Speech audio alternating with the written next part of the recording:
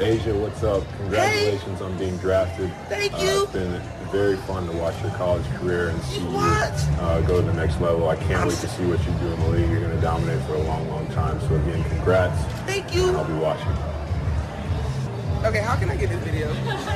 Asia Wilson via the WNBA Twitter feed last night, I believe is where that came from. Blake Griffin was the other voice you heard there, and it was a classic fangirl moment, I think, for the WNBA's number one draft pick last night, going to the Las Vegas Aces, a night Asia Wilson will never forget up in New York. She's going to be back in town tomorrow, going to do a farewell tour here, and she's going to be out in Vegas, I think, first workout scheduled for Tuesday. So it's quite the whirlwind for Asia Wilson these days. But if you had heard of her at any point during her Heathwood Hall career, you probably could envision this coming eventually. Maybe not quite as ideally as it worked out with a national championship, national player of the year. Those were certainly the expectations, though, from a lot of people. And now the number one WNBA draft pick to go alongside with that. Quite the storied career continues for the homegrown Gamecock great on women's basketball. Baseball, in conjunction with that news last night, as good as you could get. Arkansas comes in number 3 in the country. Baum Stadium, one of the toughest places to play in the country. Carolina puts Logan Chapman on the hill, a freshman who hadn't started in the SEC. He goes a solid 4 innings. They bring in Sawyer Bridges after that, a solid 2 2/3 innings. And then Eddie Demurius comes on, needing 7 outs to get the save, to cement the win for Carolina, holding on to a 3-2 lead, and that's exactly what he does. He gets the outs when he needs to, and Carolina making the plays in the clutch to get a big-time series opening win at Arkansas. I know our favorite 83-year-old caller was watching that thing. Gamecock Larry, who else would lead us off on this Friday morning? Good morning, sir. Good morning. Good morning, Gamecock Nation. Great game. I watched every play. You can't get a sweep if you don't win the first one. You might get a sweep if you win the second. You're going to get a sweep when you win the third. We're going to sweep them. We're going to sweep them. But that was a homie umpire last night. Arkansas pitchers got the calls. Our pitcher didn't get very many calls. Because old Chapman struck that man out there in the 4th inning, and he walked, but they wound up walking him.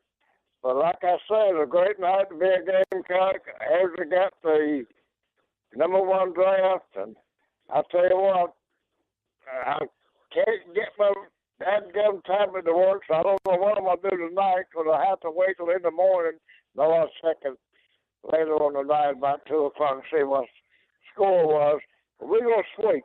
We're going to sweep, and I'll be back home in about 10 days, I guess, everything get wound up. It's great to be a Gamecock. Go Gamecocks all the way. Sweep them this weekend. Go Gamecocks. Gamecock Larry in a good mood this morning despite the tablet technical issues. Hope you can get that worked out. But I think Larry's back in Dalton, Georgia, so he can't rally the folks in Pelion to help him out there. And say he needs an IT team down there. Yeah. Mm-hmm. I'm sure someone.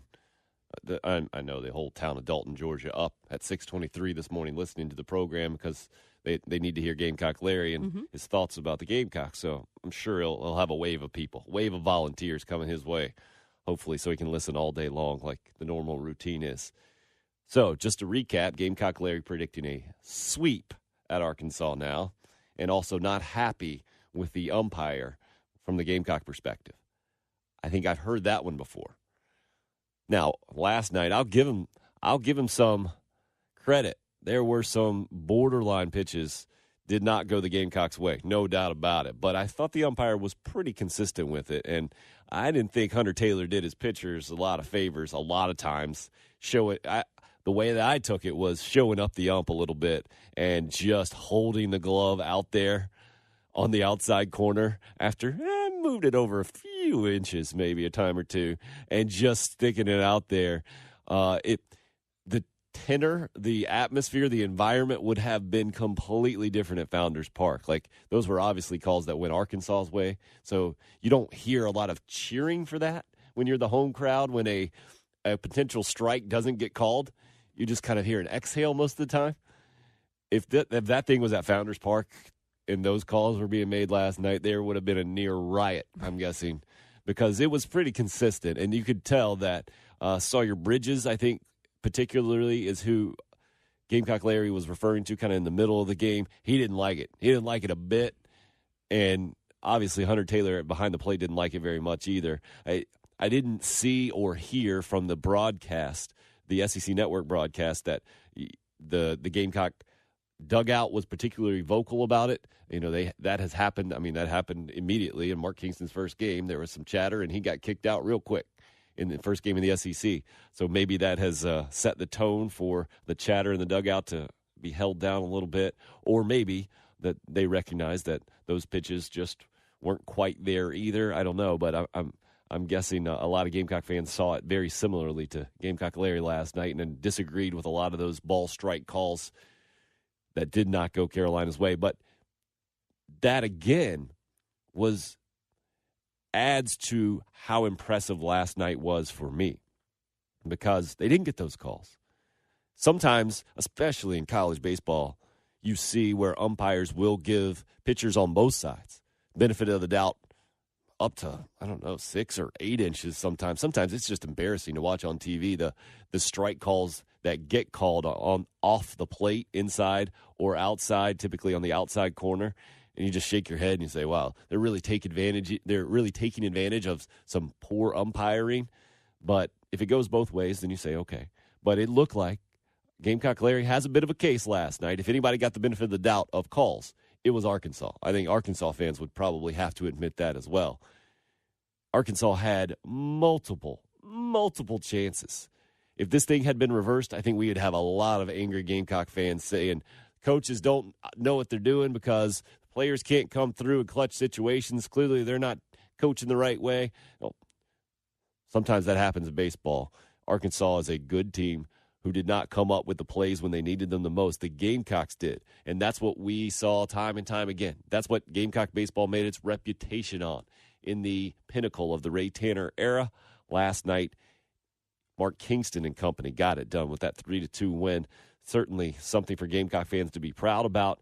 Now, the odds of sweeping Arkansas, not good, Gamecock Larry. I like the confidence. I hear you. Adam Hill on the mound tonight, certainly could happen, no doubt. Cody Morris absolutely has the ability to shut down Arkansas. But I'd say the odds of that happening, not good. Arkansas, led the league last year, might have led the country last year in home runs. You had 20-mile-an-hour winds blowing directly in from right field last night. It was rough out there. It made for some circus plays, for some fun plays. Jacob Olsen makes a catch late in the ball game.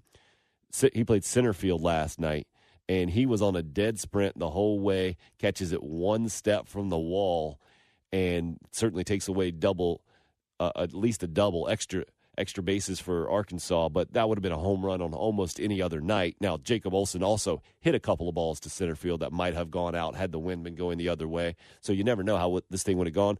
But Carlos Cortez's 2-run home run to the opposite field and left field in the 5th inning, it did get over by about maybe 10 inches, maybe.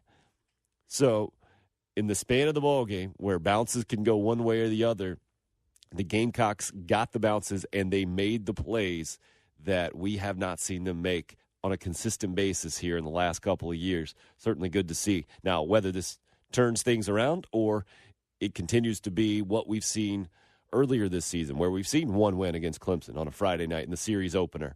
We've seen a big win against Florida, the team's number one, or the country's number one ranked team, the defending national champions. We've seen that in game number 2 of the series to set them up to possibly win the series.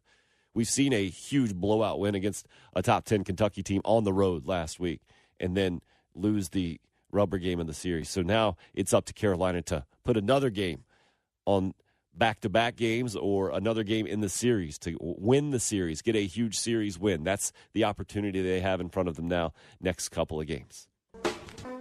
Chapman pitches. It's lifted in the air to left field. Cortez in foul territory, makes the catch. Runner at second tags. He's coming for third. Great throw to Bryon, and he's out. Derek Scott on the call last night, Gamecock IMG Network, and that was one of the plays of the games for the Gamecocks. Another play of the game was actually on the Arkansas side of things. It looked like they were going to score on a base hit to the outfield. They ended up, the runner at second base, for some reason, misread the base hit. It was up the middle, and originally he had the right break, the secondary, and he's moving on, and then he had some hesitation. He wasn't sure that ball got through, had to look back, and had to stop at third base. That could have been another run for Arkansas. It looked like it was going to be another run for Arkansas, and the Gamecocks ended up not giving up that run and held on to the 3-2 lead and did it the rest of the way. If you would have told me that Carolina would have just given up 2 runs with Logan Chapman on the hill last night and then Trey at points in that game where Carolina was in big trouble, a lot of bases loaded issues, and Carolina time after time after time made the play and came through with the big 3-2 win.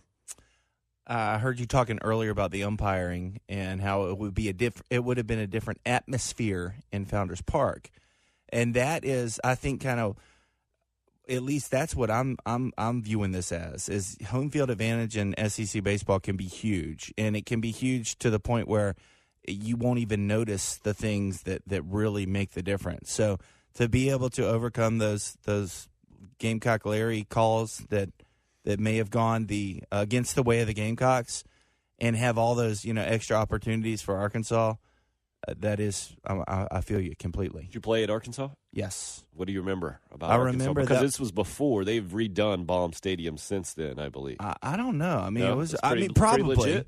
It was legit. It was a great facility. I remember. Trey played back in the 1960s, by the way, for those of you who are just joining us. Or maybe the late 90s and early 2000s. I remember Coach Tanner getting the most upset with me he's ever been before during an extra inning game when I was making some very childish, doing some very childish things in the dugout at one point. But also I remember Marcus McBeth catching a home run over the fence. I remember some really great games, but we struggled mightily in Arkansas. It was a tough place to play. Renovated in the middle 2000s, I think, too.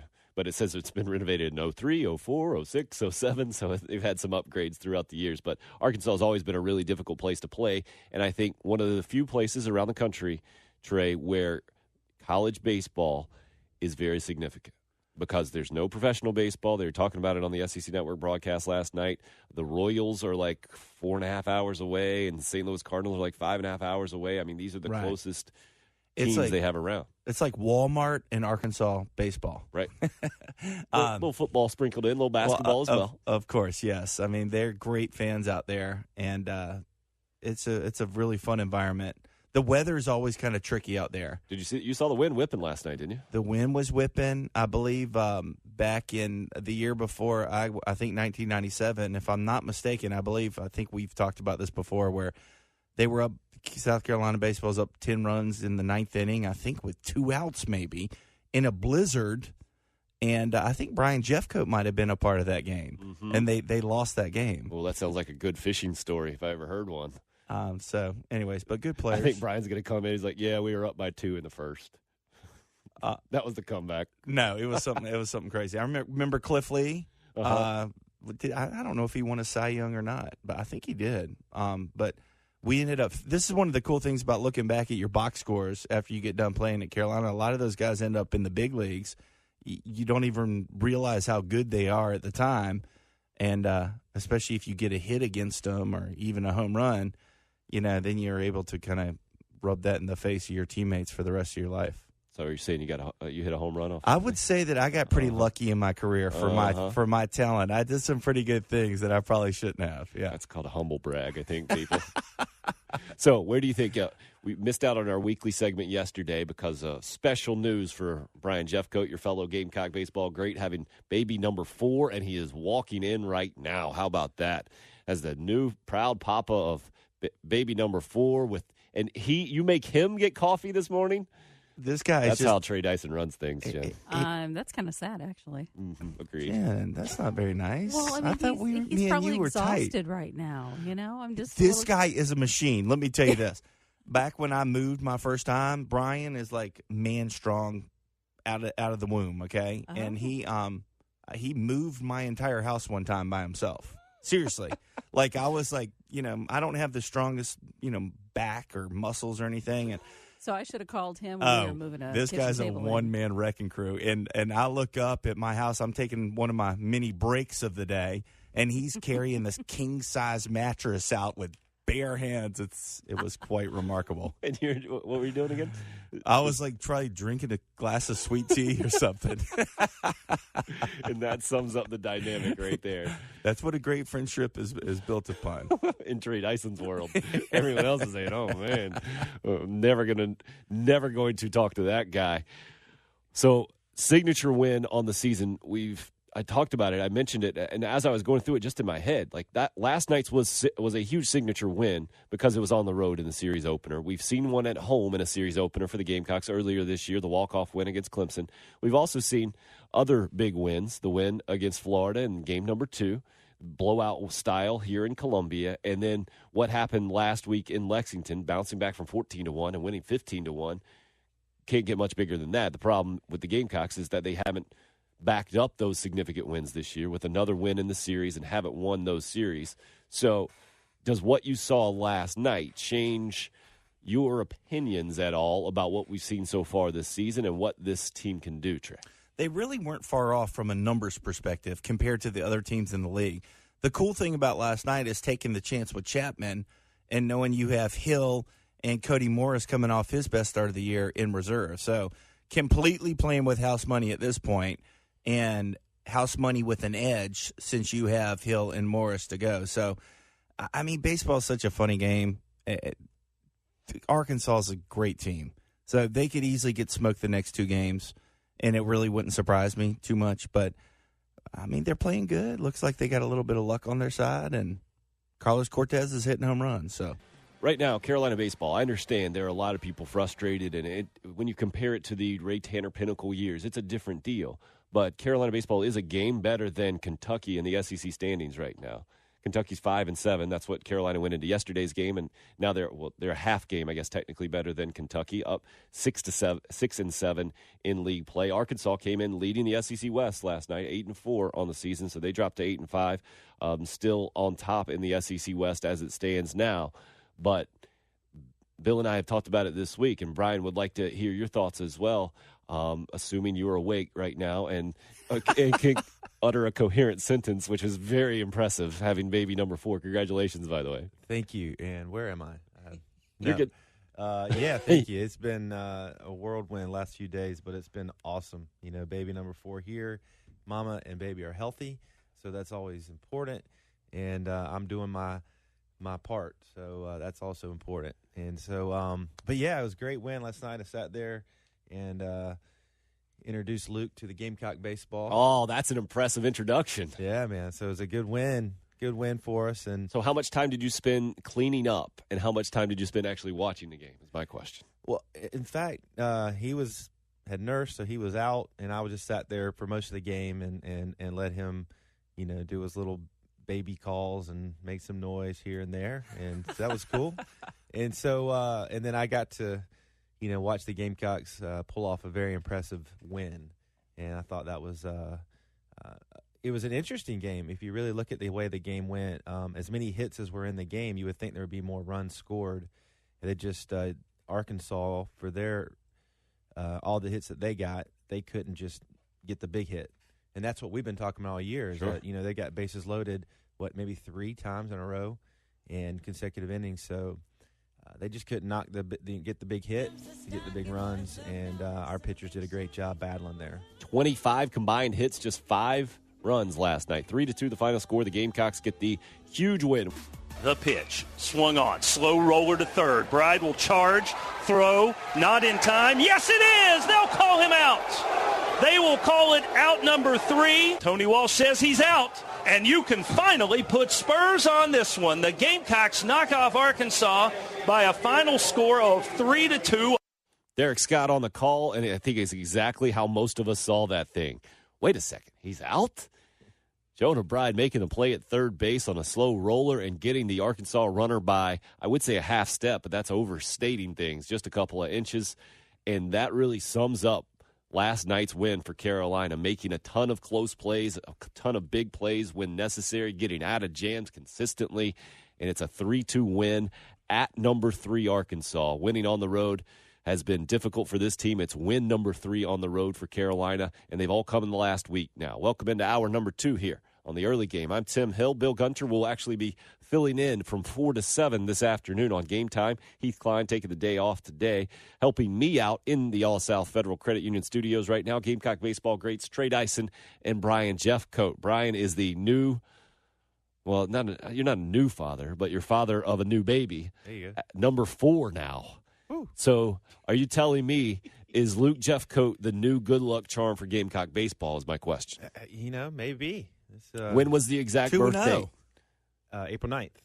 Okay, so this was Monday, is that right? Monday, yeah. Monday. So he's seen not only 2 wins, he's 2-0, not only 2-0, 2 wins on the road. Absolutely. They've only had 3 this season. The other one came 2 days before he was born, right? On Saturday. I'd say, maybe this is a developing story we need to keep our eye on, sir. We're I on like it. that. Okay. Well, and Bryon is 1-0 when addressing the team. Oh, that's true. And the Sunday morning, which game was that? That was early in the season, I know. Was that VMI? That was the first series? VMI. Okay. It was, yep. There you go. Bryon Jeffcoat, basically the Jeffcoat family. Jeffcoat thing, And got going on. You have the reverse Trey Dyson effect, the reverse pep talk effect. Are you going to try to tell? Are you really going to try to tell me that this is you got a good one for us this morning? I just wanted to put you in a good mood. Does this do it? It really does. It really, truly, honestly does. You should yes. see the smile take over his face. So, a lot of huge plays last night. Carlos Cortez, a 2-run opposite field home run to give Carolina a 3-2 lead in the 5th inning. What I think was a huge part of the game that probably will go under talked about maybe, at least around here, is that Arkansas's ace only goes 4 innings. What? Any idea?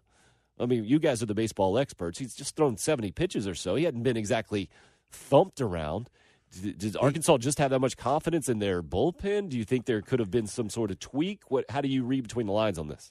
I saw him throwing some relatively high-stress pitches early in the game. I mean, they made him work early on, and there's a big difference in throwing pitches with runners on base than with bases empty. And just to give an example of what you're talking about, one of the immediate differences I saw from Carolina baseball last night, I think it was in the 2nd inning, Hunter Taylor hitting in the 9-hole, 2 outs.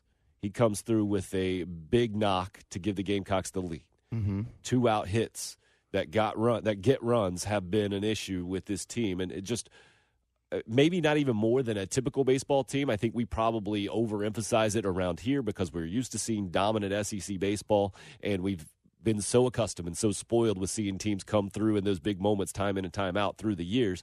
The last couple of years we haven't seen that. But last night it was different, and I thought that was just big from a momentum standpoint, a confidence standpoint for this year's team to get the early lead at Arkansas. Now, it didn't last very long. They went up 2-1 pretty quick, but then Cortez retakes the lead there in the 5th. But especially since they made him throw 20-plus pitches in the 1st inning. Right.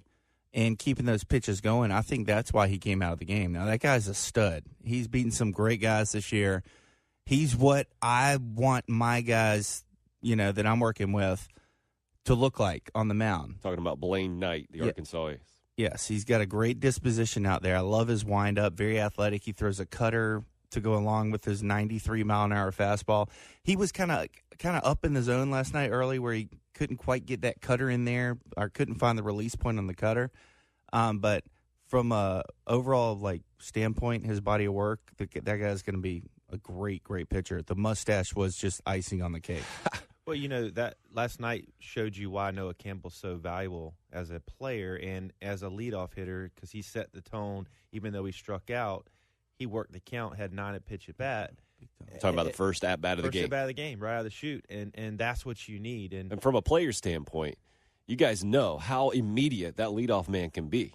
I mean, you get a first pitch hit on the road against a big-time team, then you say, hey, we're here. Well, and it wasn't even a hit. Right. I mean, the way I look at that was, hey, he's fouling off pitches. God, thank goodness we might actually be able to put the ball in play against this guy. But that was a message that, hey, we're not going to be an easy out.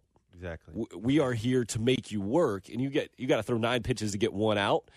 The odds of you going a complete game on a first game to start the series go down, I don't know, exponentially. But, I mean, you go up there and you pop the first one up really weakly, and it's the opposite momentum to start the game. It does, and that's the thing that we've been stressing so much this year is a quality at bat, not from a hit standpoint. You know, hits are great.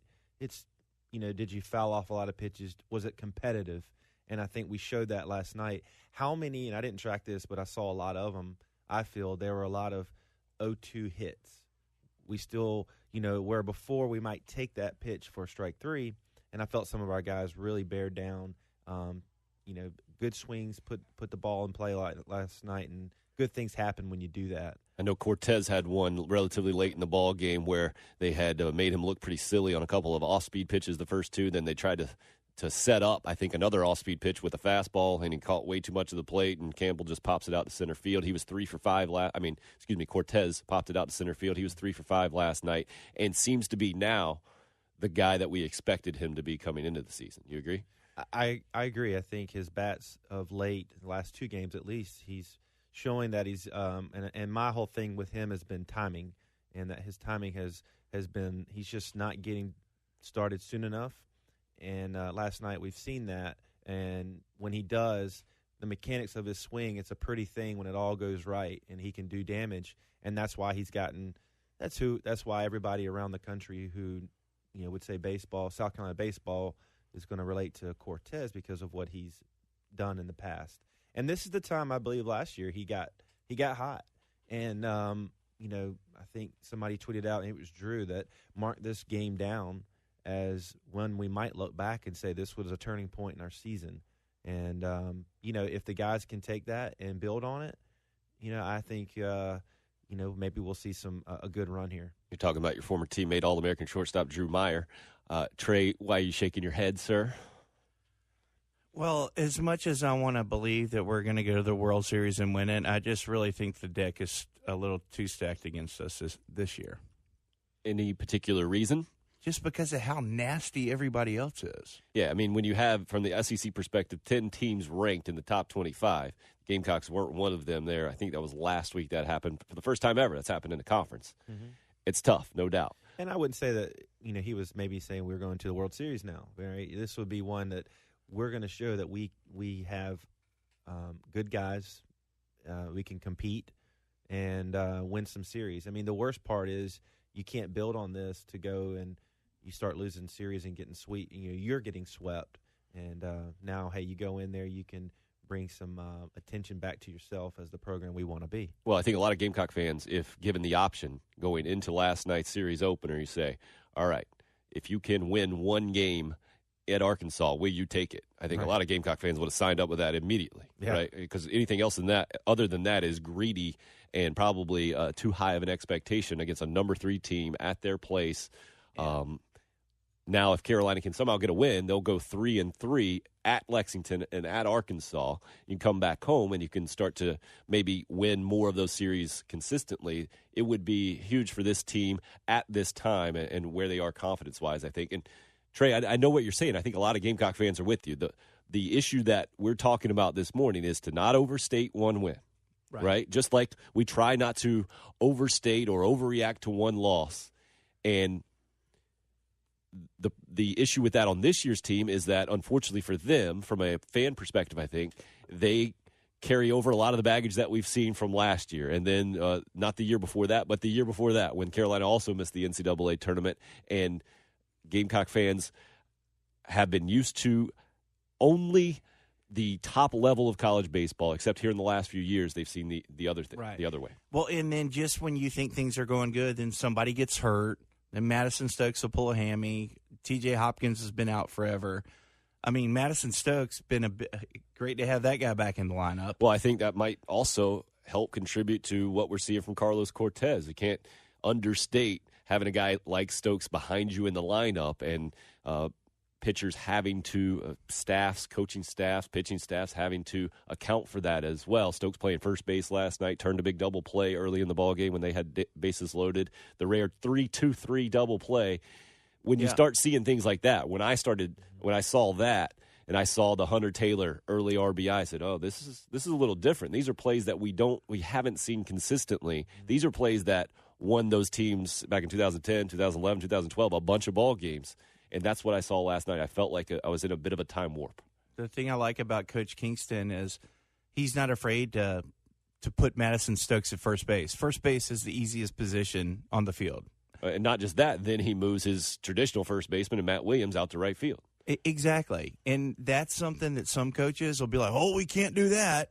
You know, they don't work out there." No, it's baseball. Athletes can play certain positions, but going back to the kind of like the things that a lot of fans might not see, a lot of coaches would never have even made that move to begin with out of fear for, hey, maybe he makes an error and now I have to answer a tough question from a reporter after the game. Coach Kingston made a comment. He said, "Hey, he's a shortstop. Any shortstop should be able to play first base." That's the way I view it for sure. That's the way he views it. I mean, it's just smart baseball. Yeah. I like Madison actually at first or maybe third. I think that's where he will do better at, the further he plays. I think Tolbert has been playing very well at shortstop, and so it's hard when he's now kind of feeling the comfortable there to just take him out. And Madison's made a few errors, So, I mean, I like Madison there. Made a great play last night on the double play, not only to make a good throw home, but then to get back and cover the base. So I really like – and he's athletic. Last night was a tough night, too. If you saw a lot of those fly balls in the outfield where the wind. It was almost like you're holding your breath. Yeah, Matt Williams showing some athleticism out there, Absolutely. I think is where you're going there, because he's a former third baseman as well, so he's played other places besides just first. To me, last night, a great coaching moment for me that showed why I feel like they really have a good idea of what they're doing is this. Not just that they started a freshman Chapman in Arkansas, tough environment. I think that's just kind of they've got to do things like that. Right. Here's the moment for me. When they didn't let him come out in the fifth. Right. He'd had enough. I mean, 4 innings, you got to the fourth, it's 2-1. One of the mistakes I see a lot is they keep pressing that, and they said, "No, we're playing the matchup game. We're going to bring in our guys now." And because he had been getting out of damage, he'd avoided some damage. And I think that was a great decision and not to force that. Exactly. So many people are rolling the dice right there. Hey, let's get one more inning out of them. And one thing this staff has done a great job of is they're just really smart. I mean, you take them out, you bring in the next guy. Sure, the next guy might wet the bed, but that's something that you're willing to live with. That was another clutch inning, I thought, for the Gamecocks. We're talking about the bottom of the 5th inning now. Sawyer Bridges is in. The Gamecocks give away 2 extra outs. You're talking about how well LT Tolbert was playing at shortstop. Didn't go down as an official error, but had a chance to turn a double play, double clutch. The Gamecocks only get 1 out. Then there's a pop fly, which were ridiculous, like you talked about with the wind. And the catcher always had the toughest play going back. Hunter Taylor just misplays one, doesn't snag it. But Sawyer Bridges finds a way to get out of trouble, and the Gamecocks keep that 3-2 lead. I thought that was clutch from another momentum standpoint. That was also the inning, I think, where Arkansas could have sent a runner, and they did not at third base because he had a bad base running decision, made a little hesitation there. All these things just added up in Carolina's favor. All these things have typically gone the other way here in the last year and a half or so from a Gamecock perspective. As is typically the case, when Trey comes in, people hear something and they're like, "Did I just hear that?" Kelly just hit me up on the Shepherd's Glass inbox. He says, "Did I just hear your guest say that playing first base is the easiest position in baseball? He must not have played first before." So I responded with your Twitter handle so we can call you out directly. You guys can do your whole thing on Twitter, and it'll be a whole instead of taking over the show. And I also mentioned that you're the best high school first baseman I've ever seen, Trey. Tim, that was very nice of you. First base is a very easy position to play if you know what you're doing. I think that's fair. Yes. It's Bryon, you played multiple positions in your baseball career, mostly second base. Is that where you logged most of your time, second or short? Yes, correct. And would you agree with Trey's Probably assessment? embarrassed myself most at first base, though, when Trey said I didn't know what I was doing when I was supposed to be a cutoff, and I'm standing there, and I'm like, oh yeah, I'm supposed to be there, And So there was didn't one go play very at the well. plate? Right, exactly. That's the only time that Like, happens. hey, right? he didn't need me. He had a good accurate arm. I knew he could make the play. He can make the play. But yeah, I mean, Trey's right. I mean, it's if you know how to play it, first base is not a very difficult position. But hey, when things aren't going well, every position's difficult. So Right. They all have their challenges. Kelly, pipe down. We're all friends here. No big deal. I mean, when you see Prince Fielder at first base, there's a reason for it. Are you telling me Pete Incaviglia wasn't a tremendous athlete back in his day? I think Pete Incaviglia played the outfield, didn't he? You might have. You might be right. But anyways, no, a first baseman can make a world of difference. But it's not that once you learn 2 or 3 little things, you can be a pretty good first baseman. Now, this is coming from a guy who played mostly DH at Carolina, too, right? Yeah, but became an all-star in professional baseball, sir, in the field. Moving to the outfield at that point, right? The outfield and first base, yes. You're right, left fielder. I don't know why I thought Incaviglia played first base. My apologies. Incaviglia probably a little too short for first base. So it's a difficult position. You got to have some dimensions. Wow. That's all Kelly was saying. So I'm with Kelly a little bit. 3-2 last night, the big Carolina win at number 3 Arkansas. And this was, I can't give enough examples. Guys, I feel like that's my job here, to give you examples to tell the story of the game. There's so many examples last night. I think maybe just one of them, I was going to say maybe the best example, but I don't think it's the best, but it is a really good example.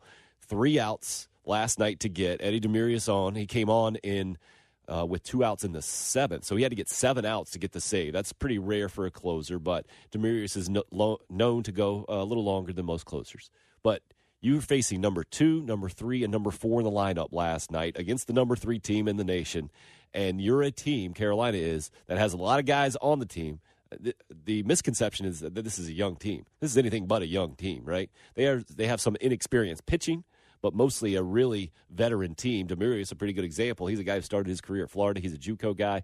He's got tons of college experience, but he's on there and needs to get 3 outs against the best 3 hitters in the Arkansas lineup. Arkansas's got 3 walk-off wins already this year, leading the SEC. They're at home. They've had a ton of missed opportunities. They get more opportunities. They get their fastest guy on base in the inning, and then Jonah Bride makes the huge play at the end on the slow roller. Carolina and Demarius, they find a way to get the job done and win this thing 3-2. This all leads Trey Dyson to ask us a question in this segment. Trey, I can't wait for your question, sir. The question was going back to you talking about the base runner earlier in the game at second base, Right. that ball up the middle that he kind of made a hesitation read on. Right. You thought he should have scored. Yeah, Do you remember that play? The initial read was right. Like, his secondary was good. He was going, and then for some reason he second-guessed himself and looked back to make sure it got through. Okay, so my question is, why do you think he did that? I have no idea, other than maybe he heard something or maybe just something wasn't right in his head. What is the difference in this year's team defensively, especially in the infield, versus every single other South Carolina team? Now, you've gone to the Gamecocks. You're going to a shift. You're Yes. going to the shift. Last night we saw it work pretty well for the most part for the Gamecocks. It's worked well all year. Especially late. Justin Rowe makes a play on the shortstop side of second base to get an out, and I believe that was in the 9th inning. It's worked well all year, Right. and balls on the ground are so predictable, especially from college amateur players. There's enough spray charts and enough data out there where you can get really good on ground balls, predicting where they're going to go. And Carolina's been really good at that this year. Well, that was a big knock against the Chad Holbrook staff, I think, for not moving to that 21st century version of baseball. It was much more old school, and you've seen it go. Now, you have to come into this conversation very honestly. Like, you're a big proponent of the shifting. Big but time. There have been instances where the shifting has gone against Carolina this year, where it would be a relatively routine ground ball to second base, except the second baseman had been shifted. You're just saying percentage-wise, it's worked out well for Carolina, and it only makes sense when you have a bunch of data to play the percentages in a percentage game, and I think that's why you see most teams shifting pretty wildly. Right, and that's why I think that play happened that you're referring to, is that guy's like, oh, my gosh, where's the infield? I don't know. I see. So you're saying that the second guessing or the hesitation could have come because he wasn't exactly sure, even though he might have seen the shortstop before the play, right, that he stayed in that spot because the possibility of him moving was there. And I didn't see the play, but I wouldn't be surprised if that guy on second base wasn't a guy that they shift on. I'm just right when he's at the plate. Correct. That makes sense. That was the double play, right? The next hitter hit to the double play, I believe. I think that might have happened. Yeah, the 3-2-3. Yeah, I missed that play. I heard it. It's probably cleaning up spit up. I heard it, and I was wondering why the guy, didn't score. So I was listening to y'all say, maybe it was because of a shift that we had on. But I agree. I mean, Tim made the point where, Justin Rowe feels that ball on the other side of the bag, which you never would have seen. That would have been the shortstop's ball if he could have gotten there. But he feels it almost routinely. Right. Makes a great play. Took his time, nothing to it. Step and throw. And that sets, again, the stage for the ninth, where what you said earlier, who Arkansas has become, team that wins it late. They've got their, murder's row up of hitters. We get the first guy out, and then it kind of leads us to, end up a little dramatic at the end. Mm-hmm. And I felt, Jonah's play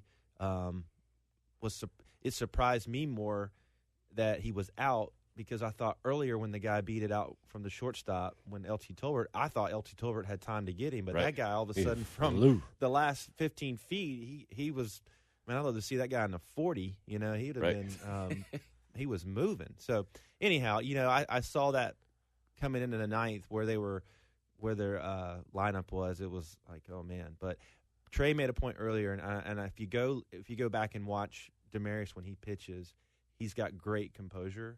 He's got great mound presence, and I think, did he give up a few hits, I guess, in the Kentucky game where he brought in and it didn't go well?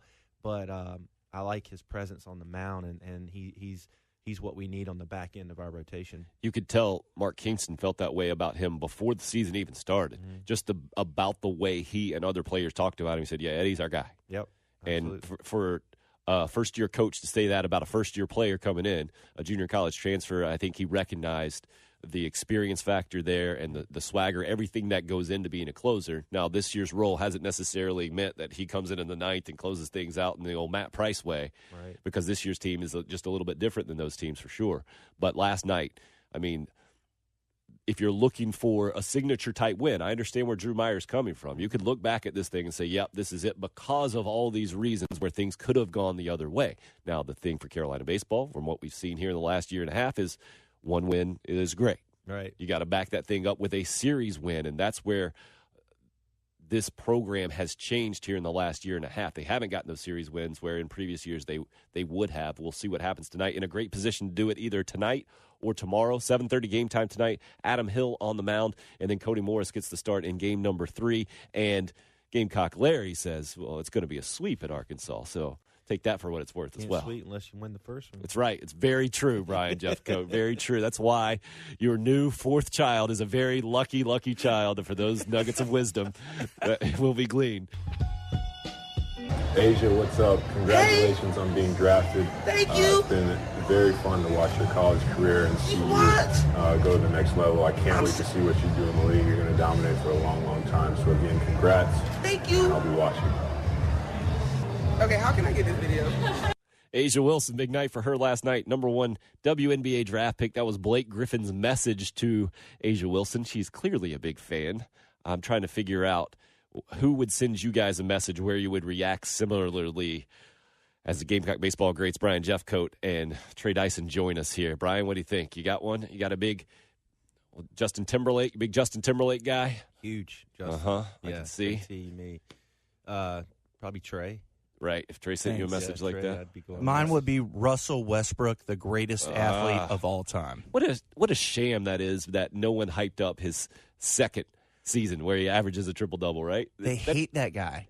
People do not like him. He's the hardest working athlete of all time. He never takes a day off. He goes 100% every single time he takes the floor. I mean, if 3 years ago you say, oh, yeah, I know a guy who's going to average a triple-double 2 seasons in a row. Right. They'll be like, he doesn't pass the ball enough.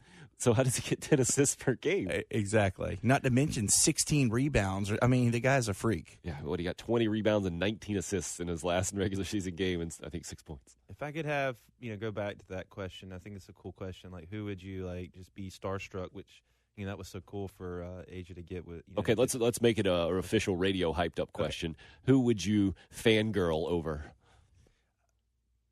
Derek Jeter. Ah, Jeter. That's a good one.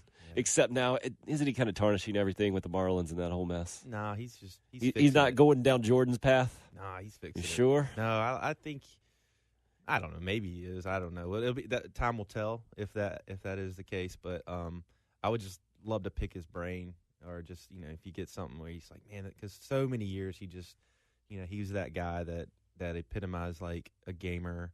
Just he would definitely be one. The other one, if I had another option, it would be Tim Tebow. Yeah, Tebow. Okay. Come on, we're big Tebow fans. Okay. Jen, what about you? One celebrity figure who sends you a message via social media that you would fangirl out on. Hold on, let me guess. Okay, that's a good game. I'm going to guess at home or on the radio, or if you're in your car right now. Earnhardt Jr. Ooh, that's a good one. Wait a second. We're gonna drink a lot of beer tonight. And I would take that. Sports-wise, yeah, that'd probably be a pretty huge one. Uh-huh. I think that's pretty good. Oh, Trey's proud of himself. He gave himself a double high five here. In the air, yeah. Let's not forget that Jen is the reigning bass fishing champion on that thing point. that she did last year. That was Martin with, Truex Jr., right? Yeah, Martin Truex Jr. They're buddies. So they're that's not a fangirl situation. Right. But- I mean, she's like practically, Right. So what was the one unprompted that popped in your head first? That's the one you got to go with, because I'm so boring. I go Michael Jordan. Who wouldn't say that, right? Yeah, well, as far as sports, no, I've come. He was to the first really- one? Yeah, I really have come to like him. Okay. What would your reaction be to this? We're gonna drink a lot of beer tonight. I'd bring an opener, and Yes, sir, we are. Yeah, Sounds good. indeed. not a problem. No, I really have gotten to like him. I love following him on social media and stuff. So It's really impressive to me, like how he opens up, how honest he is, like especially his interviews with Dan Patrick after our show. He'll pop on every now and again. I know he's moving into television now, so it probably makes sense for him to try to be as entertaining as possible. I get that, but and around really, the Olympics, they were recording all these different videos and stuff like that. Oh yeah, so I mean, yeah. what a life that guy's lived. I remember him saying that if he didn't become a driver, he was just going to be the guy who works in the garage. Like he was changing oil. Like that was his job when he's like 18. The thing I liked about him was about him being real. Like, you would think, being Dale Earnhardt's son, you'd want him to be like, yeah, I'm going to go crush some skulls out there and run some people into the, whatever. But he's like, yeah, we didn't do too good today. I don't know what's going on, but we'll try to, mix it up a little bit next week and see if we can't finish in the top 10. And his fans loved him. You decide for yourself how good that impersonation was. We're gonna drink a lot of beer tonight. There he He's goes like, way we off. finished in the top 10. We're going to drink a lot of beer tonight. Yeah, it's all right. No You've been a DNF great today. NASCAR driver. I think he is now. Post-race. He's the new spokesman for Mountain Dew. I think I've seen. Well, I wish that Trash Riddle would call in right now so that we could have one of our epic NASCAR conversations, which happens about once a month. We will do that with Darlington Raceway President Kerry Tharp coming up a little later on the program, about an hour from now. Kelly had called you out earlier in the program saying, did I hear your guest say that playing first base is the easiest position in baseball? Jamie weighs in via the Shepherd's Glass inbox. Is first base easy? See John Crook. Matthew says, I also played first base in high school, and Trey is right. Not many ground balls hit to that position. Thank you, Matthew. There you go. And Matthew goes with Cal Ripken Jr. is the person he would fangirl out about. Well, how about you, buddy? I said Jordan. Come on, I'm a that's boring guy. boring. Sorry. Option 2. It's honest. Scottie Pippen? Cal Ripken's up there. I don't know who I would go with now. I'm going with Scotty next. Someone I've got a ton of respect for that doesn't nearly get the respect he deserves is Steve Berline of the Carolina Panthers back in the day. Okay. He would take like reason? a 2-step drop, sit there, not afraid of a thing, and just sit there and scan the field until either he threw a great pass or either he got almost decapitated. The brilliance of Trey Dyson. You never know what's going to come next. Steve Berline just pops out just like that. We're going to pop over to the Love Chevrolet phone lines now, 803-404-6100. Manny with a question for Trey. This should get good. I'm guessing it's not about Steve Berline, right, Manny? No, this is about men's league baseball. Uh-oh. What's up, Trey. man? Trey, How you how doing? you been, man? Doing great. How about you? Dude, I'm doing good. We got a game at 2 o'clock on Sunday. You want to come out and play some first base for us? Yeah, sure. Why not? Trey be a manager. Yeah, I'll be a manager. You be a manager? Yeah, All I'm right, man. I manager. just wanted to tell you I've been listening to your show and I love it, man. But I hope to see you Sunday. All right, buddy. Where y'all going to be? Let me guess. Bray Park. Bray Park for sure.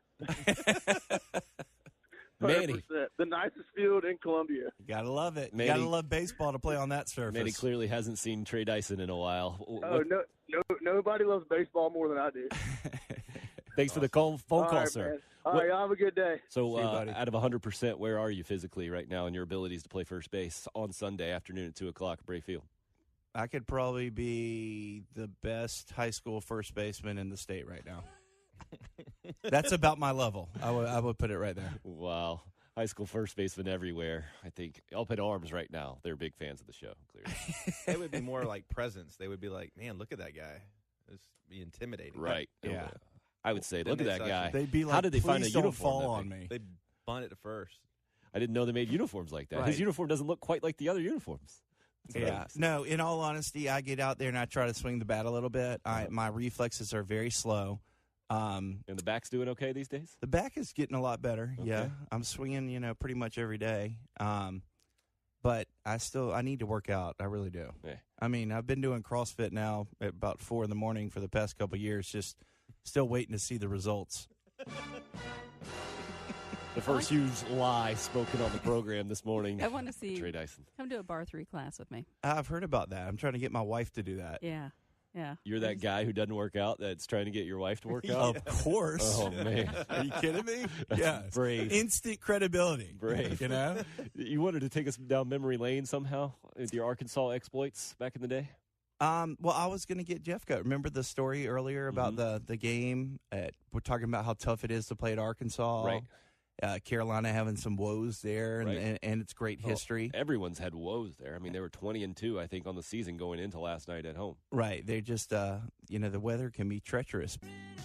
Gamecocks, big 3-2 win at Arkansas last night, avenging 2 losses in Fayetteville 20 years ago, 1998, freshman year for Gamecock baseball great Bryon Jeffcoat. Take it away. All right, so here's what happens. Go to Arkansas, great facility. My freshman year, first time seeing it, I think it was early in the year. All I remember is this. It was the moment that I saw Coach Tanner really almost want to kill someone on the team. I mean, he was so mad after this game that I'll kind of lay it out like this. So we lose 11-1. We just talked about that score. I didn't remember, but I knew it wasn't pretty. Game number 1. Game number 1, Friday night. Saturday, can't play, weather-related, terrible. So we don't play. Come in Sunday, try to play a doubleheader before we get out of town. First game, we come out, score a ton of runs. It's kind of weird. And then we head into the bottom of the 7th. And it was so bad, I remember how cold it was that I was like burning stuff in the dugout in the heater just because I wasn't playing. And I was thinking to myself, I was watching Adam Everett, of course, and I'm like, how does he field the ground balls? And this is unbelievable. It's amazingly. so cold. Exactly. And it was so bad too that I couldn't. It was starting to snow, and it's so bad that I couldn't even see Derek Urquhart in left field. And I'm like, man, this ain't going. So we're trying to get this game on, right? And then Arkansas was like, no way, we're not losing this game, and they proceeded to come back and beat us. And I want to say they scored something like 10 runs in the 7th.